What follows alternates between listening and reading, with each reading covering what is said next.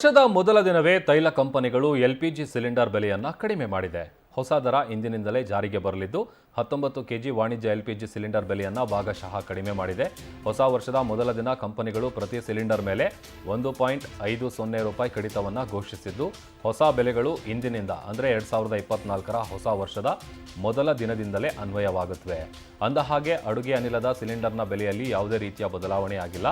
ಅಡುಗೆ ಅನಿಲದ ಸಿಲಿಂಡರ್ ಹಳೆಯ ದರದಲ್ಲಿಯೇ ದೊರೆಯಲಿದ್ದು, ಆಯಿಲ್ ಮಾರ್ಕೆಟಿಂಗ್ ಕಂಪನಿಗಳು ಕೂಡ ಇಂದು ಹೊಸ ವರ್ಷದ ಸಂಭ್ರಮದಲ್ಲಿ ವಿಮಾನ ಇಂಧನದ ಬೆಲೆಯನ್ನು ಇಳಿಸಿವೆ. ಇನ್ನು ಪ್ರತಿ ಲೀಟರ್ಗೆ ಸುಮಾರು 4,162.50 ರೂಪಾಯಿಗಳಷ್ಟು ಇಳಿಕೆಯಾಗಿದ್ದು, ಸತತ 3ನೇ ಕಡಿತದೊಂದಿಗೆ ವಿಮಾನ ದರಗಳು ಕಡಿಮೆಯಾಗುವ ನಿರೀಕ್ಷೆ ಇದೆ.